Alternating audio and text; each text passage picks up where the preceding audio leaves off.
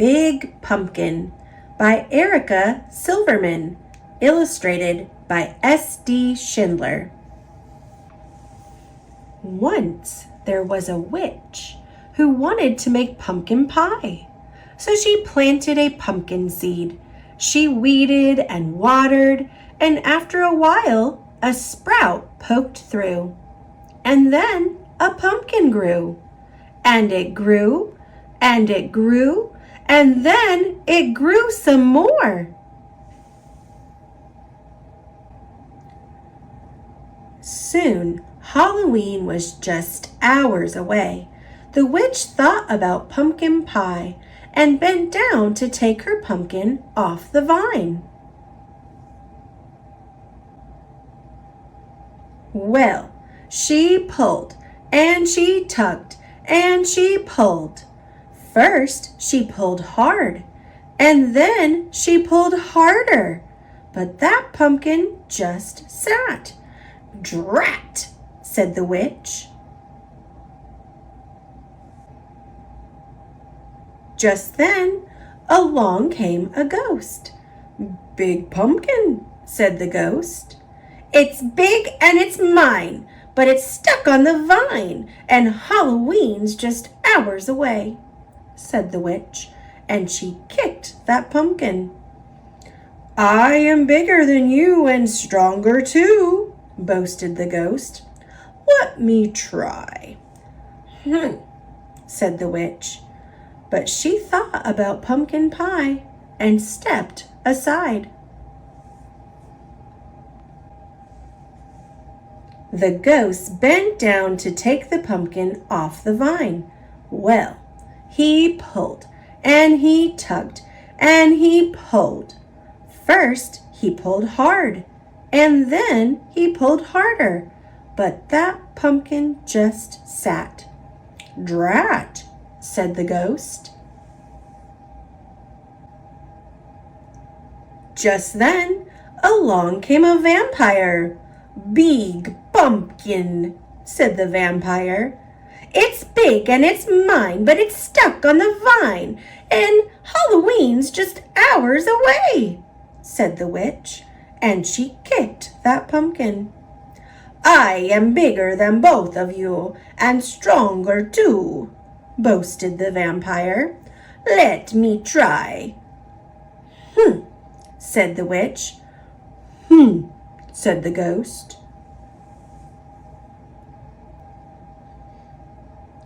But they thought about pumpkin pie and stepped aside. The vampire bent down to take the pumpkin off the vine. Well, he pulled and he tugged and he pulled. First, he pulled hard, and then he pulled harder, but that pumpkin just sat. "Drat!" said the vampire. Just then, along came a mummy. "Big Pumpkin," said the mummy. "It's big and it's mine, but it's stuck on the vine, and Halloween's just hours away," said the witch, and she kicked that pumpkin. "I am bigger than all of you and stronger too," boasted the mummy. "Let me try." Said the witch. Said the ghost. Said the vampire. But they thought about pumpkin pie and stepped aside. The mummy bent down to take the pumpkin off the vine. Well, she pulled and she tugged and she pulled.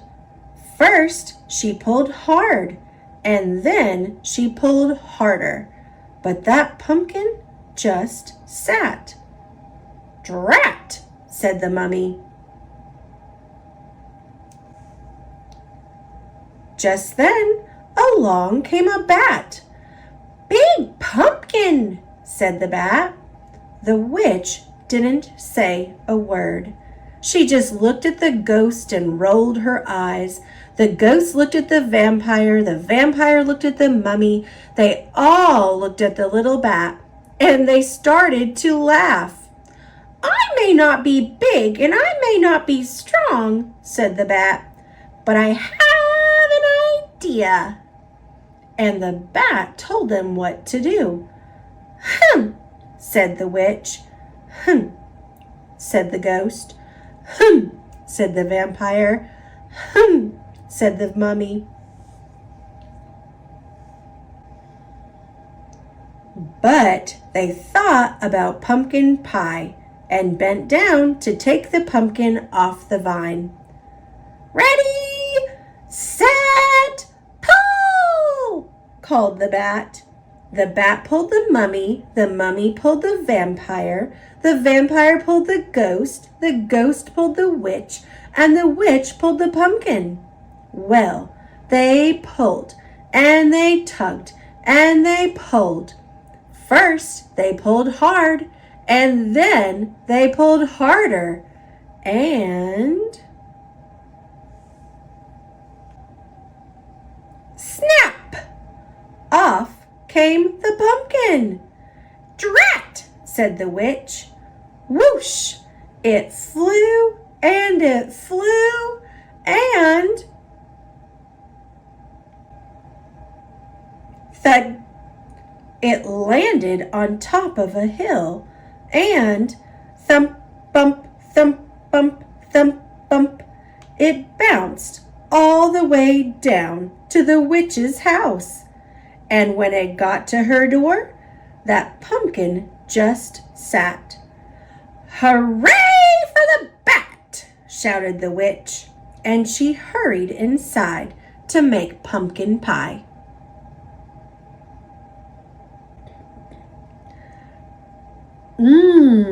Said the ghost. "Have some more," said the witch. "Couldn't eat another bite," said the vampire. "Fun party," said the mummy. "Time to go," said the bat. "Drat!" said the witch as she watched them all leave. Then she went right out and planted another pumpkin seed.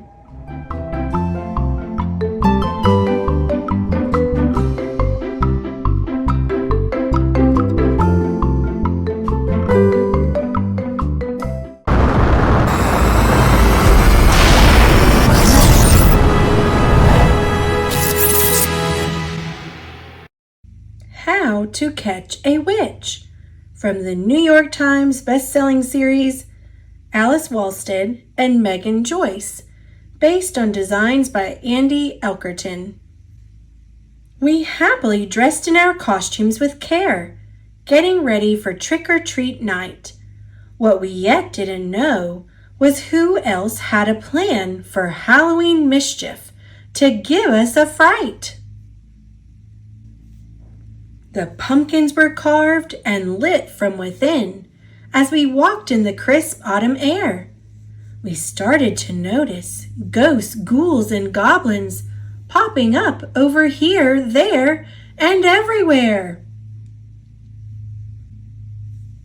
But there aren't enough kids living in our town to account for this many creatures. Some of these beings just might be real.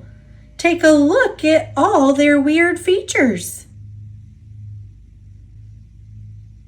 Time to floss, bump, and boogie. Up very high was a witch in the sky. On her broom she had invites to carry. With a wave of her wand the music began. When dancing, the ghost looked less scary. We figured out that the witch brought the creatures, so we set traps for a Halloween prize. We have to catch her to send all the ghouls back. It won't be easy 'cause this witch is wise. Free broom, rebristling, stop here. Beyond catching the witch, there's candy to get. Chocolates and sweets, big and small. If the tricks, treats, and traps all fall in line, this spooky night we might have it all. Whoosh! She likes spiders, and maybe their webs can help out. The witch could get stuck on the floor. Hang on a second. Wait just a minute. Do we have more kids than before? First prize for busting best moves. This witch is clever and brought lots of friends. We need far better traps before this night ends. Zombies, dinos, ghosts, wolves, and more. Monsters everywhere, and one in a pool. We can't catch them all in just one night. Better trap the witch before ghouls rule my school. This is getting serious. We're running out of time. Do witches even stop for roadblocks? Sure hope she falls for a tunnel of tricks. We need to return our dad's toolbox. The witch stops her boogie to come and explore, wondering what tricks are inside. She's wise to the trap and summons some help, sending a bat in first as her guide. We watched the boat to see when to start. She skipped the boat and just used her broom. Makes sense, we guess. Why wouldn't she fly? We had no idea that thing had such zoom. The dance party had hit the finale at last. Each dancing monster started to cheer. There's no doubt about it, we have to admit, this witch threw the party of the year. Then, just when we thought it was over, and all the goblins were with us forever, the witch opened a portal, and they left in a flash. As party hostess, she's welcome whenever. Happy Halloween! See you next year!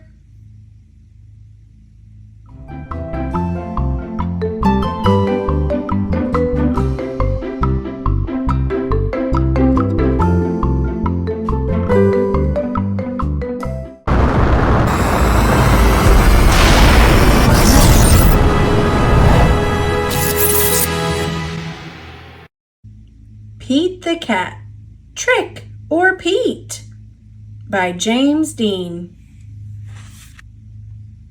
It's Halloween. Pete the Cat is excited to go trick-or-treating in his superhero costume.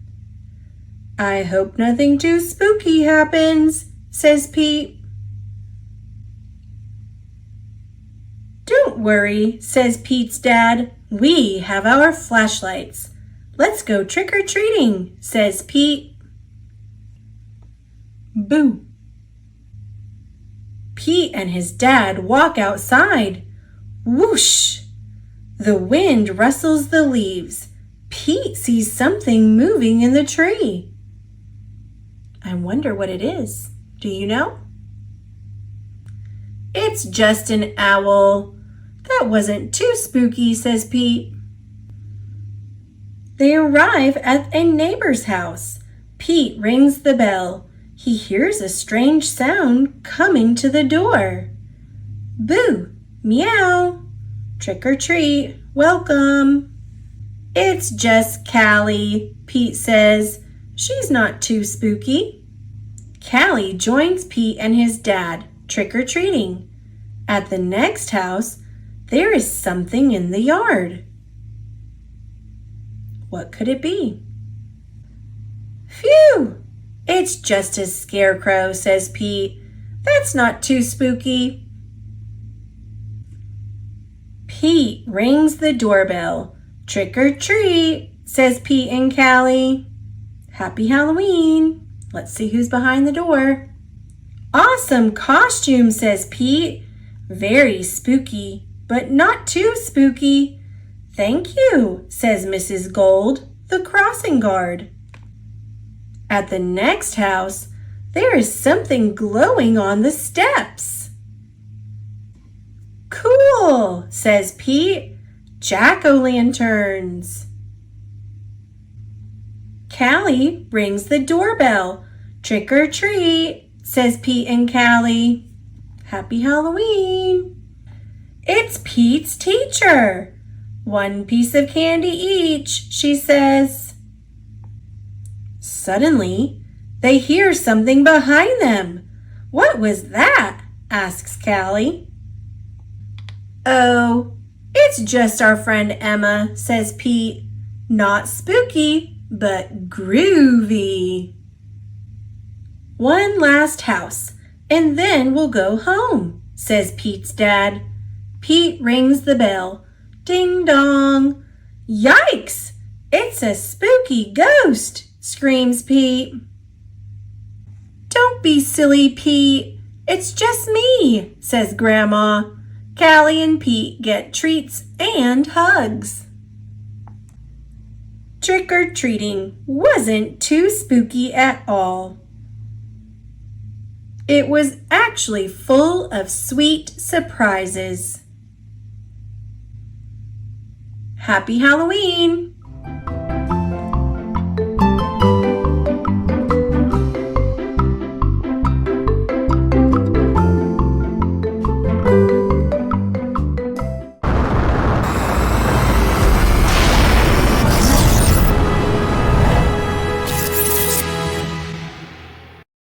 Pete the Cat, 5 Little Pumpkins by James Dean.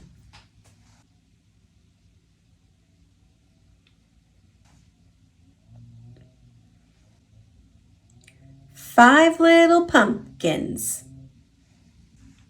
Sitting on a gate, the first one said,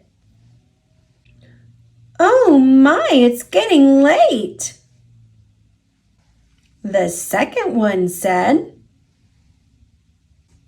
"There are witches in the air." The third one said, "But we don't care." The fourth one said, "Let's run and run and run."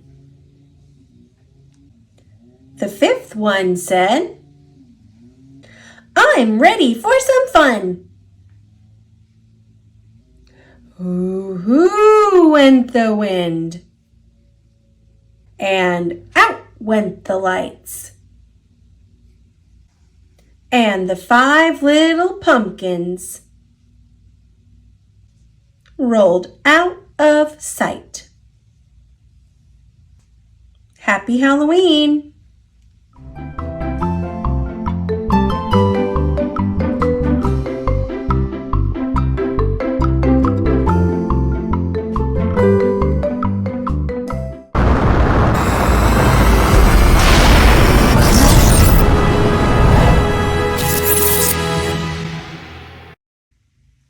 Room on the Broom by Julia Donaldson and Axel Scheffler.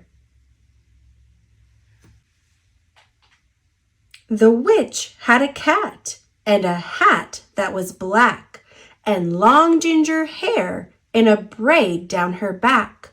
How the cat purred and how the witch grinned as they sat on their broomstick and flew through the wind.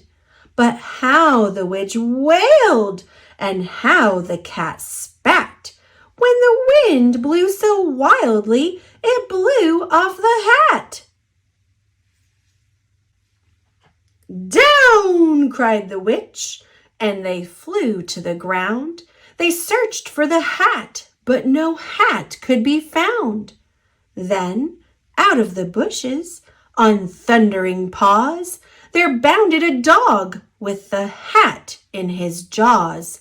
He dropped it politely, then eagerly said, as the witch pulled the hat firmly down on her head, "I am a dog, as keen as can be.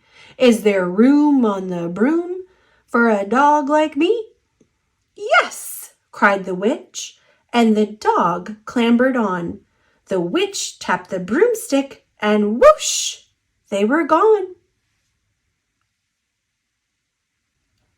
Over the fields and the forests they flew. The dog wagged his tail, and the stormy wind blew. The witch laughed out loud and held on to her hat, but away blew the bow from her braid, just like that. "Down!" cried the witch, and they flew to the ground. They searched for the bow, but no bow could be found. Then, from a tree, with an ear-splitting shriek, there flapped a green bird with the bow in her beak. She dropped it politely and bent her head low, then said, as the witch tied her braid in the bow, "I am a bird as green as can be. Is there room on the broom for a bird like me?" "Yes," cried the witch. So the bird fluttered on. The witch tapped the broomstick, and whoosh, they were gone. Over the reeds and the rivers they flew. The bird shrieked with glee, and the stormy wind blew. They shot through the sky to the back of beyond. The witch clutched her bow, but let go of her wand. "Down!" cried the witch, and they flew to the ground. They searched for the wand, but no wand could be found. Then, all of a sudden, from out of a pond leaped a dripping wet frog with a dripping wet wand. He dropped it politely, then said with a croak, as the witch dried the wand on a fold of her cloak, "I am a frog, as clean as can be. Is there room on the broom for a frog like me?" "Yes," said the witch. So the frog bounded on. The witch tapped the broomstick, and whoosh, they were gone. Over the moors and the mountains they flew. The frog jumped for joy, and the broom snapped in two. Down fell the cat and the dog and the frog. Down they went tumbling into a bog. The witch's half broomstick flew into a cloud, and the witch heard a roar that was scary and loud. "I am a dragon as mean as can be, and witch with French fries tastes delicious to me." "No!" cried the witch, flying higher and higher. The dragon flew after her, breathing out fire. "Help!" cried the witch, flying down to the ground. She looked all around, but no help could be found. The dragon drew near with a glint in his eyes and said, "Just this once, I'll have witch without fries." But just as he planned to begin on his feast, from out of a ditch rose a horrible beast. It was tall, dark, and sticky, and feathered and furred. It had 4 frightful heads. It had wings like a bird, and its terrible voice, when it started to speak, was a yowl and a growl and a croak and a shriek. It dripped and it squelched as it strode from the ditch, and it said to the dragon, "Buzz off, that's my witch."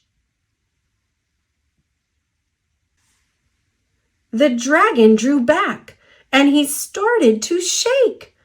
I'm sorry," he spluttered. I made a mistake. It's nice to have met you, but now I must fly." And he spread out his wings and was off through the sky. Then down flew the bird, and down jumped the frog. Down climbed the cat, and "Whew!" said the dog. "And thank you, oh thank you," the grateful witch cried.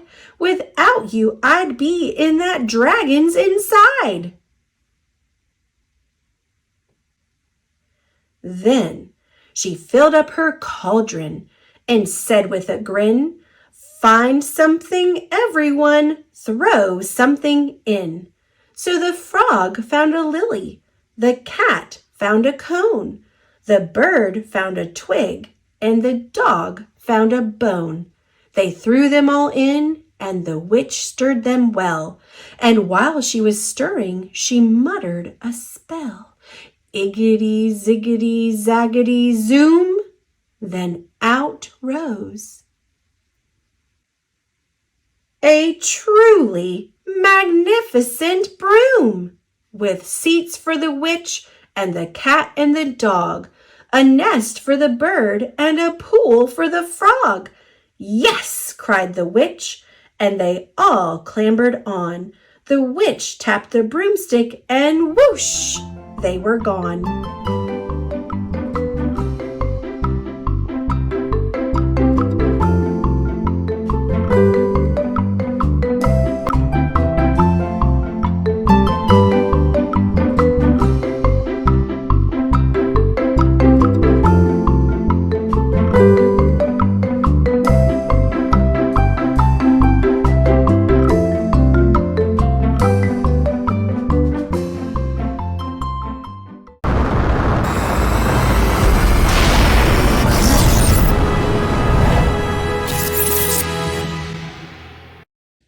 The Crayons Trick or Treat by Drew Daywall and Oliver Jeffers. The crayons are ready for Halloween. They can't wait to fill their bags with treats. You know what you're supposed to say on Halloween, right? Of course we do. Orange knocks on the first door. "Give us your candy, lady." "I'm naked." "What?" Okay, that was all kinds of wrong, not to mention confusing. It's a holiday, you guys. Think holiday. Now let's try that again. Okay, we got this. Yeah, no problem. Green knocks on the next door. "Merry Christmas." "Happy American Cheese Month." "Happy birthday." "I'm naked." Okay, it's Halloween, and we have to be polite too. Oh, polite. Okay, we get it now. Gray knocks on the door after that. "Happy Halloween, please?" "I'm naked, thank you." "You're welcome." Oh, for crying out loud. Points for good manners, I guess. It's a scary holiday, everyone. Oh, scary. Okay, I got this one. White knocks on the door. Boo! Eek! That's not quite what I meant. It was close, though. Gray steps forward again. Wait. Repeat after me. Trick or treat. There we go. The crayons all knock on the door. Trick or treat. And also, boo!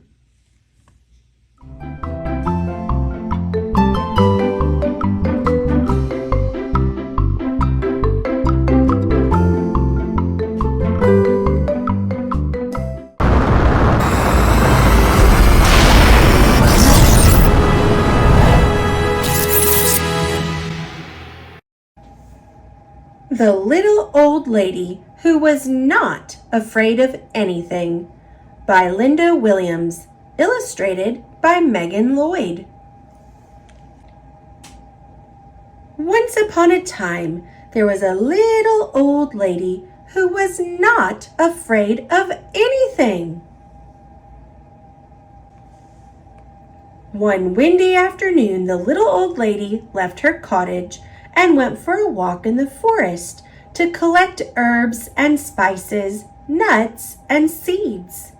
She walked so long and so far that it started to get dark.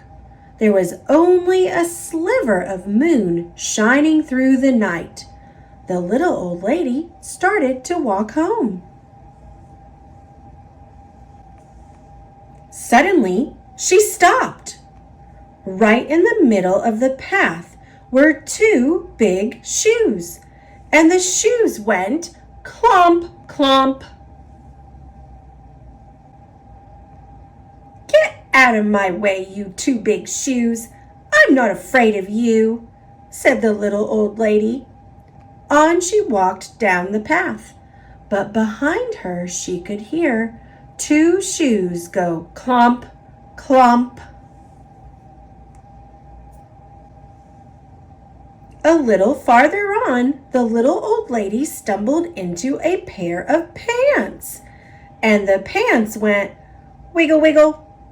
"Get out of my way, you pair of pants. I'm not afraid of you," said the little old lady, and she walked on. But behind her, she could hear two shoes go clomp, clomp, and one pair of pants go wiggle, wiggle. Farther still, the little old lady bumped into a shirt, and the shirt went shake, shake. "Get out of my way, you silly shirt. I'm not afraid of you," said the little old lady, and on she walked, a little bit faster, but behind her she could hear two shoes go clomp, clomp, one pair of pants go wiggle, wiggle, and one shirt go shake, shake. A little ways on, the little lady came upon two white gloves and a tall black hat, and the gloves went clap, clap, and the hat went nod, nod. "Get out of my way, you two white gloves and you tall black hat. I'm not afraid of you," she said, and on she walked just a little bit faster, but behind her she could hear two shoes go clomp, clomp, one pair of pants go wiggle, wiggle, one shirt go shake, shake, two gloves go clap, clap, and one hat go nod, nod. By now, the little old lady was walking at quite a fast pace.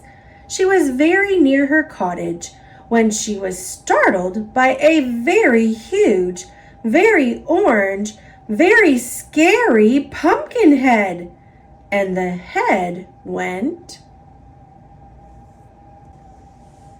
boo, boo. This time, the little old lady did not stop to talk. She did not stop at all.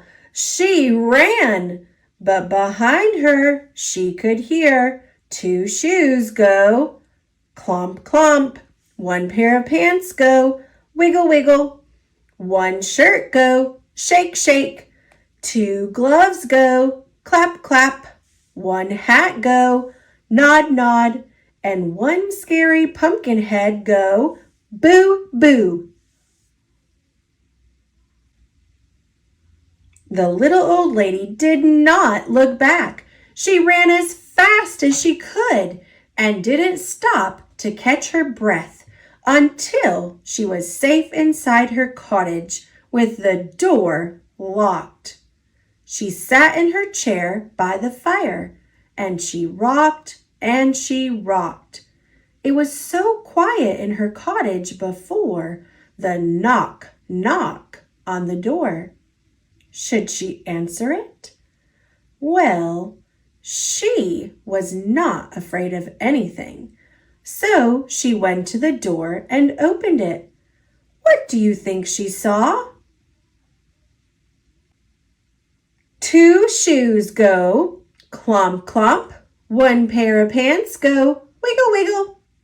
1 shirt go, shake, shake. 2 gloves go, clap, clap. 1 hat go, nod, nod. And 1 scary pumpkin head go, boo, boo. I'm not afraid of you, said the little old lady bravely. What do you want anyway?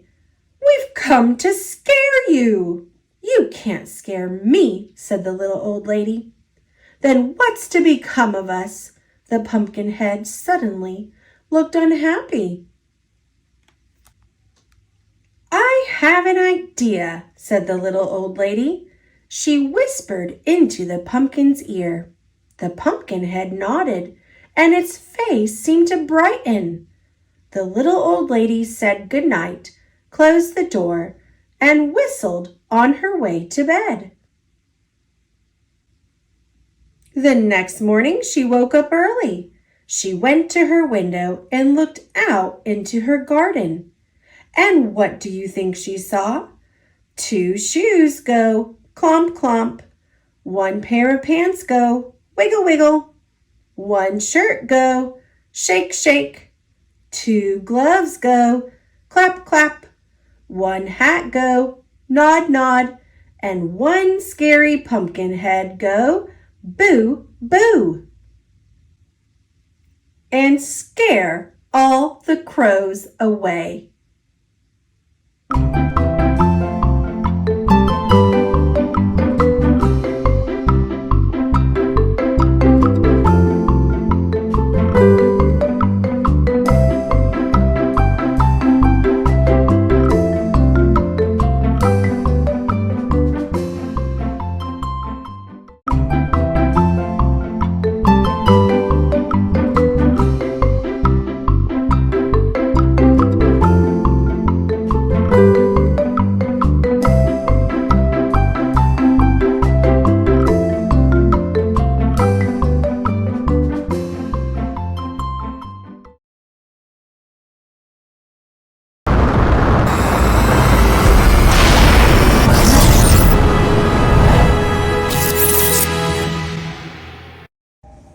The Spooky Wheels on the Bus, written by J. Elizabeth Mills, illustrated by Ben Mantle.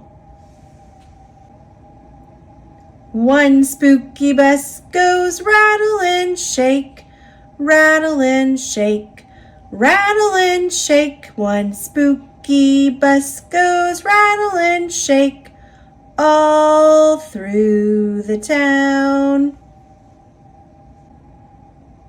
2 white wipers go creak, creak, creak, creak, creak, creak, creak, creak, creak.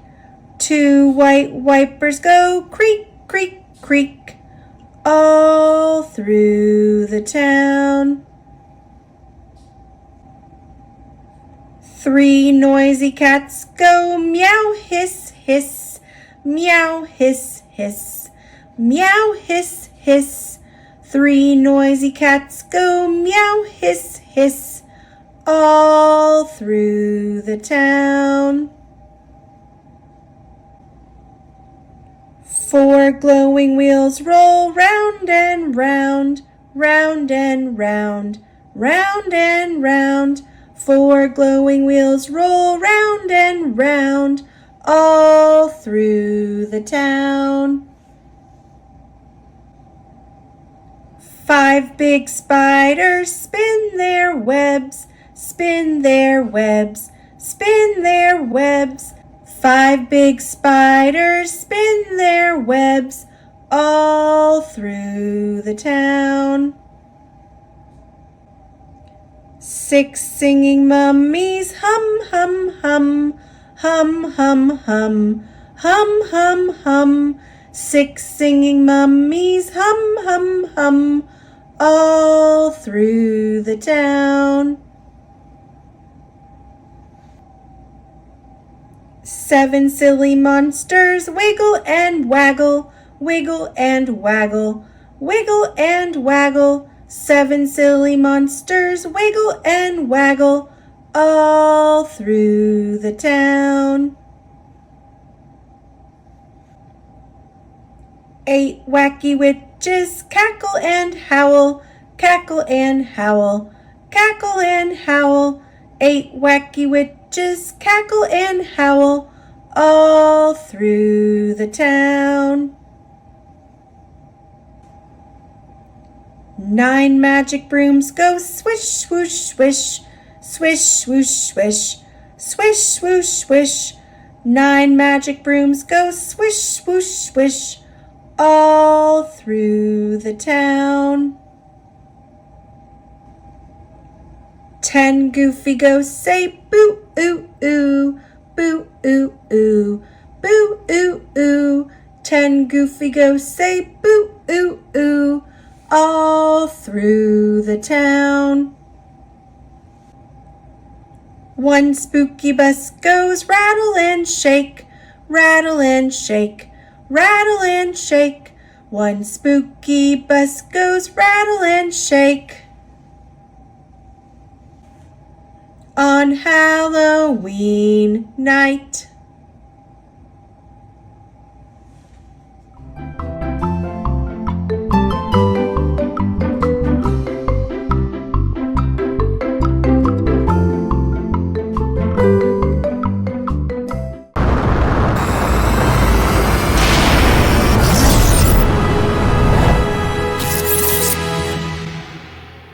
Trick or Treat, Pout Pout Fish by Deborah Dyson. Pictures by Dan Hanna. Who's that ghost? Is it you, Mr. Fish? Maybe you're the goblin with tails that swish. Is it you in the mask? What a funny frowny face. Are you saying trick or treat as an astronaut in space? Who's at the helm of the spooky submarine? It's you, Mr. Fish. Have a happy Halloween.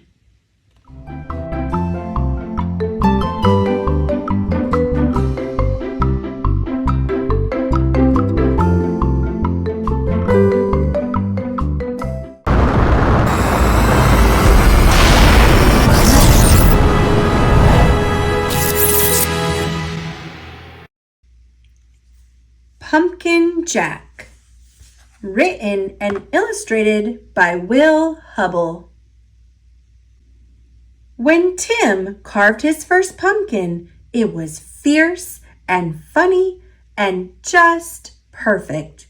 A jack-o'-lantern this good deserved a name, so Tim gave it one. Jack. Long after the best trick-or-treat candy was eaten, Tim still kept Jack.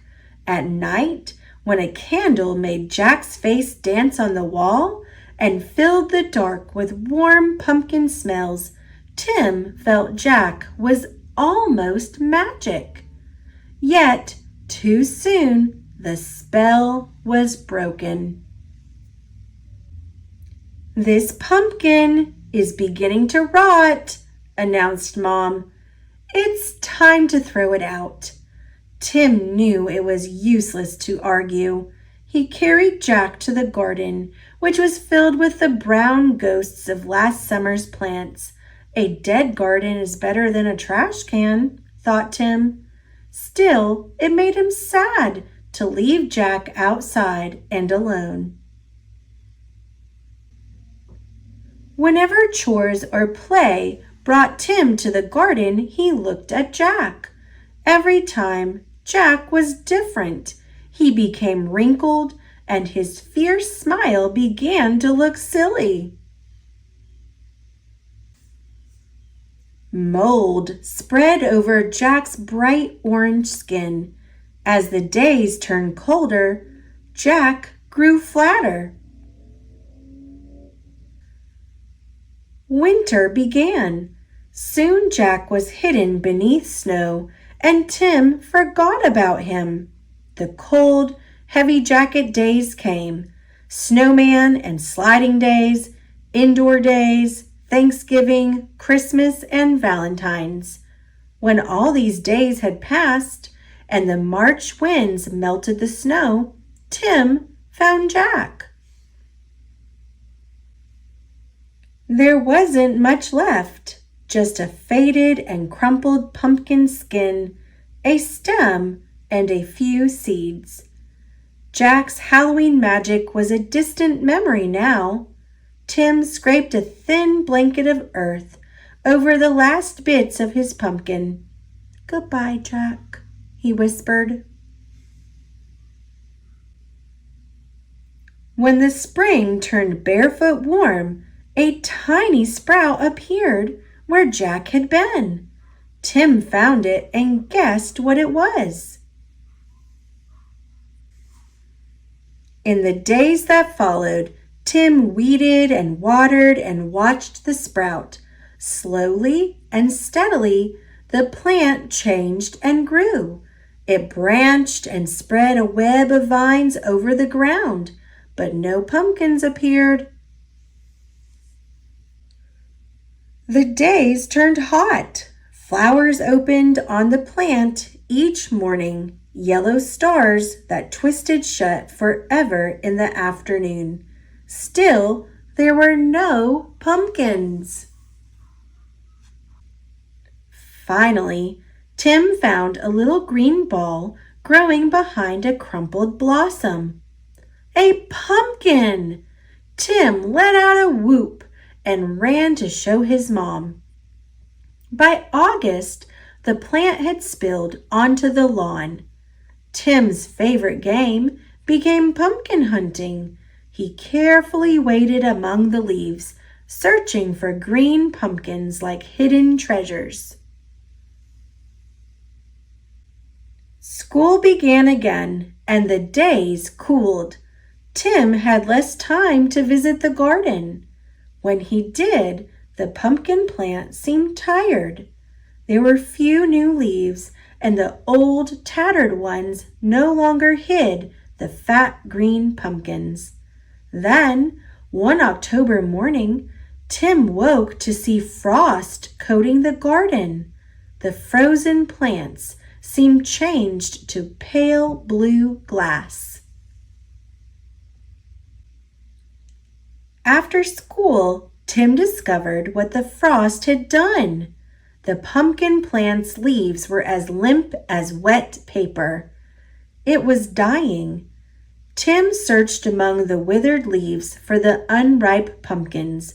He picked them and put them on the front porch, hoping for one more change. By Halloween, the pumpkins had ripened to bright orange. There were many, for the plant had been generous. Tim was generous too. He gave away all but one. From jack-o'-lantern to seed to pumpkin again, the circle was almost complete. Now it was time for Tim to do his part. He gave his pumpkin a face. It smiled at him in a fierce and funny way. Tim smiled too and said, "Welcome back, Jack."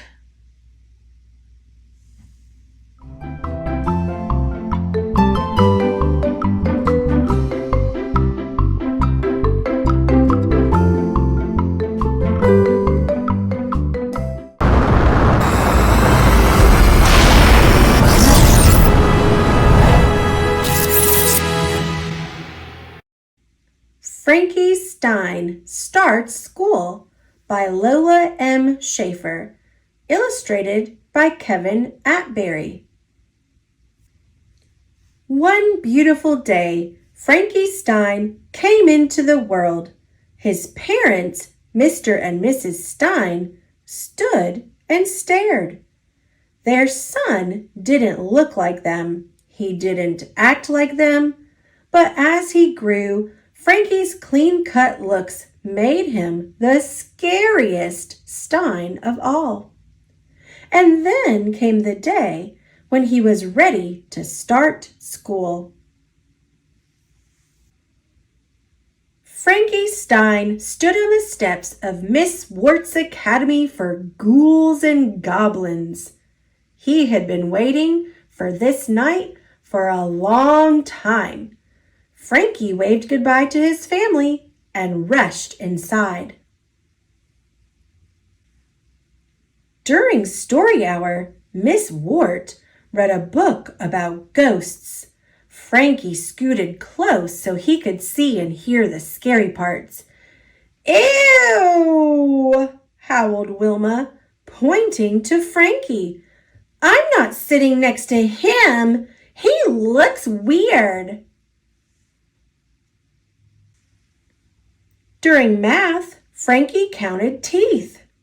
"Look, Goldilocks knows his numbers," said Skelly. "Stop making fun," said Frankie. "I can't concentrate." During art class, Frankie painted monsters. Vinny swooped near and asked, "Are you going to sign your picture, pretty boy Stein?" The class pointed at Frankie and laughed. "Cut it out," yelled Frankie. "Why don't you leave me alone?" "Because we don't like you," said Vinny. "Yeah," said Skelly.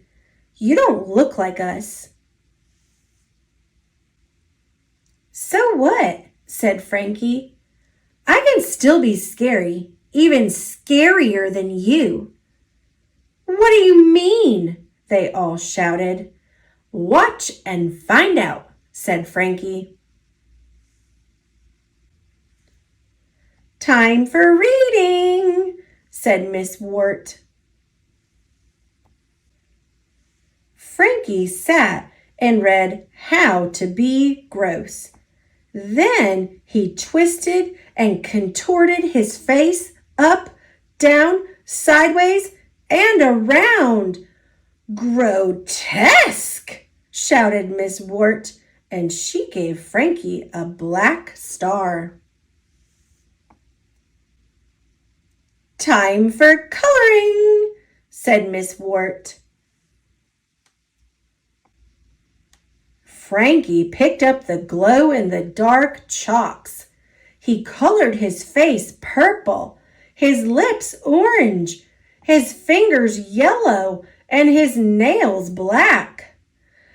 "Bone-chilling!" shouted Skelly. Everyone nodded. "Time to listen to scary sounds," said Miss Wart. Frankie listened to coyote calls, then stretched his neck and yelped so loudly that the windows shook and Miss Wart's teeth fell out. "Ear-shattering!" howled Wilma. Everyone clapped and followed Frankie to the science corner. Frankie mixed a potion that burbled and gurgled. He took a big gulp and grew 2 long fangs.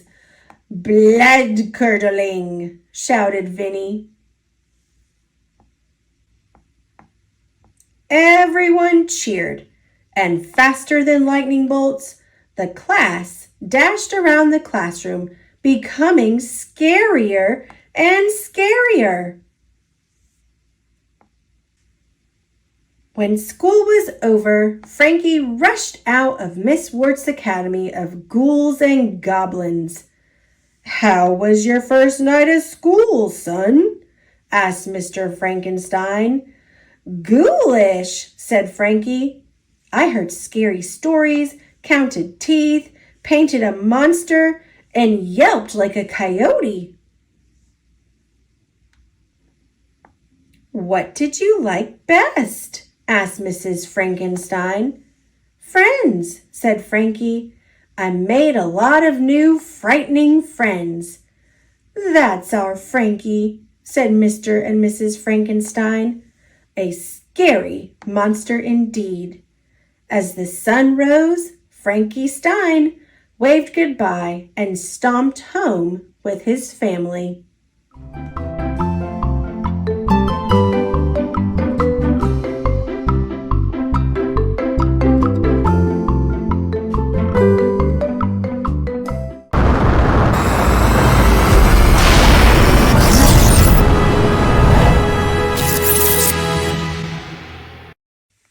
Frankie Stein by Lola M. Schaefer, illustrated by Kevin Atterbury. Frankie Stein came into the world on a bright, sunny day. "Our son," announced his proud parents, and they rushed to his side. "Oh my," said his mother, "he's cute." "Why doesn't he look scary like us?" asked his father.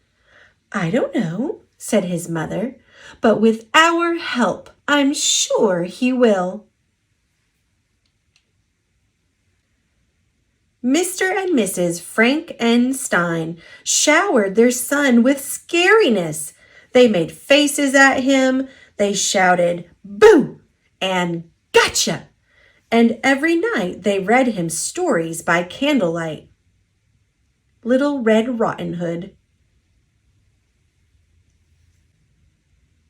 One day, while feeding Frankie, his father was shocked to see a lock of sun-gold hair. "What's this?" he asked. "Oh, I can take care of that," said his mother. When Frankie got his first tooth, it was white. "What's this?" asked his mother. "I can take care of that," said his father. During a game of peekaboo, Frankie's face shone pink and smooth. "We can take care of that," said his parents. Little by little, Frankie began to look like a Stein.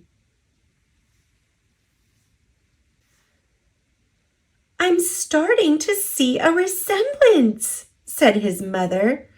"Yes, but he still isn't all that scary," said his father.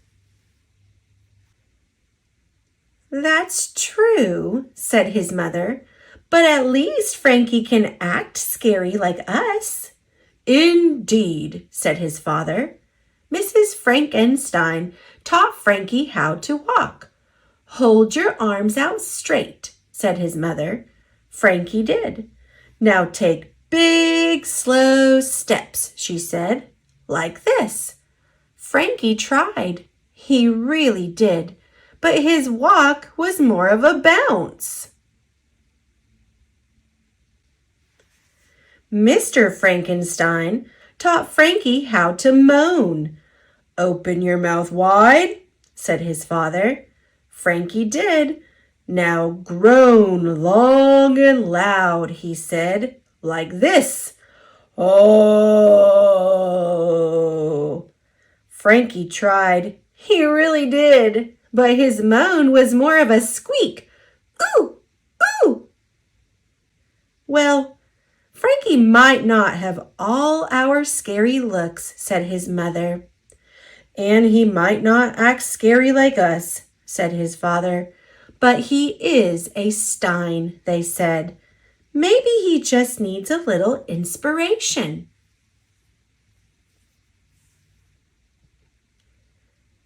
That night, Frankie's mother and father pulled the family tree from the closet.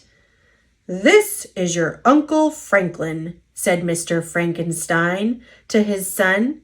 "His laugh turns men to stone." Frankie chuckled.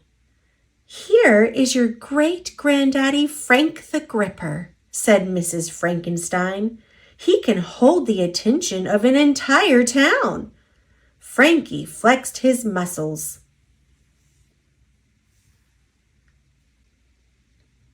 And this is your grandmother Frances, said Mr. and Mrs. Frankenstein.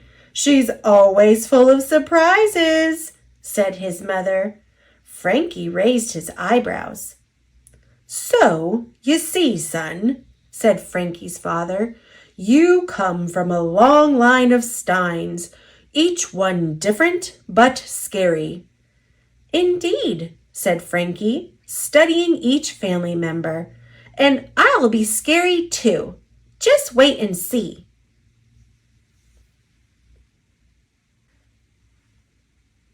For the next few weeks, Frankie stayed in his room and practiced scary. Frankie tried and tried, but he just couldn't look or act like his parents. Instead, Frankie decided on his own kind of scary.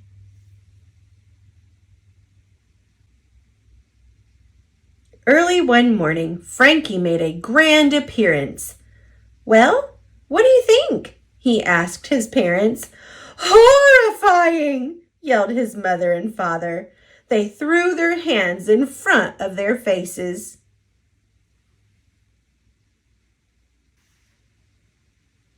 If you think that's scary, said Frankie, watch this. He wrapped his arms around his parents and hugged them tight. Spine tingling, blurted Mr. and Mrs. Frankenstein between gasps. Then Frankie leaned close and gave them each a big lip-smacking kiss. Mr. and Mrs. Frankenstein clutched their hearts. Scary! They shrieked, and they fainted dead away. From that day forward, Frankie Stein was considered the scariest Stein of all. Until Francie Stein came into the world.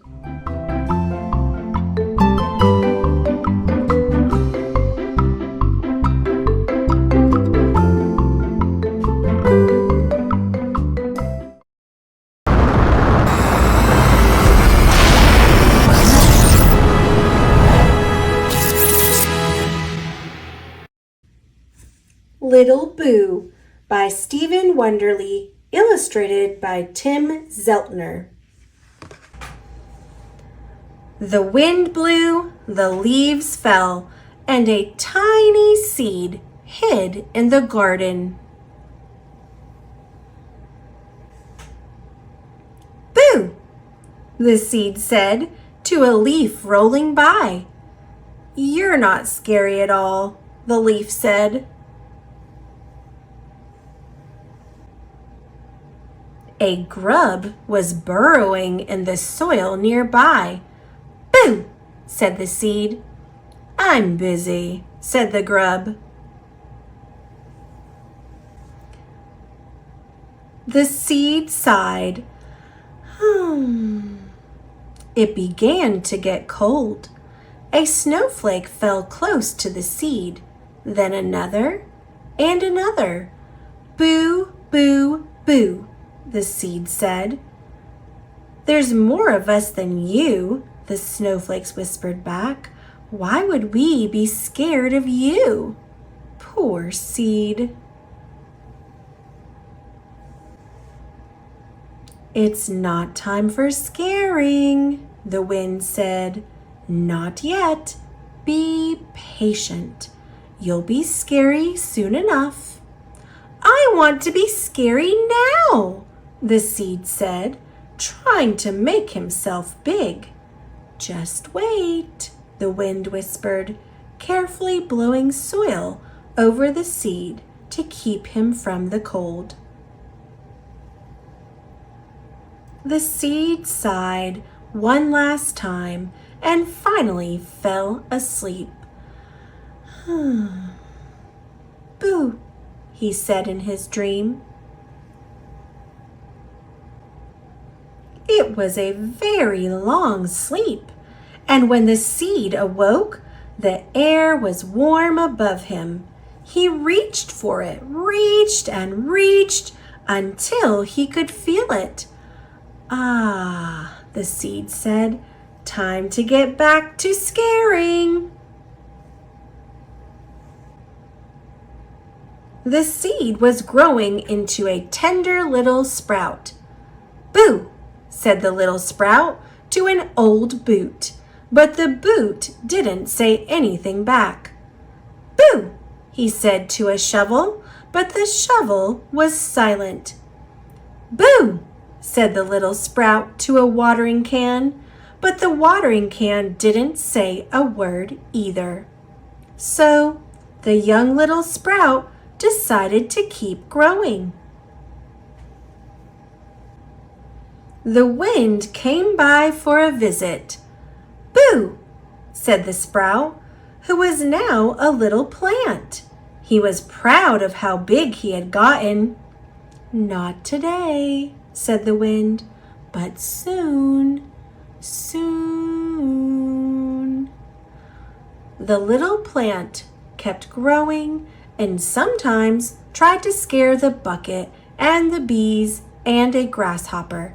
Boo, boo, boo, he said, but none of them were even the least bit afraid. So the plant that began as a seed grew and grew and grew. Soon little orange flowers appeared. Flowers aren't very scary, he thought. But then the flowers fell away and little green fruit began to grow. They grew fast. Can I boo now? The plant asked the wind. Not quite yet, the wind said. One round green fruit grew much bigger than the others, and then it turned orange. A pumpkin! Boo, the pumpkin said to the hands that picked it. But they weren't scared as they carried the pumpkin to the house. The wind shut the door behind them. I'll be right here, the wind said. Darkness crept in above the trees. There was no moon. A single candlelight appeared in the night. Boo, said the pumpkin that was now a jack-o'-lantern. Yow, said the cat. Good scaring, said the wind. Do it again. Boo, said the jack-o'-lantern. Ah, screamed the goblins. Woo-wee, said the wind, whirling around the bare trees and stirring up the leaves. What wonderful scaring! Thank you, said the jack-o'-lantern, who used to be only a seed. Boo, boo, boo! And the light from the jack-o'-lantern's grin flew over the trees and spread across the night.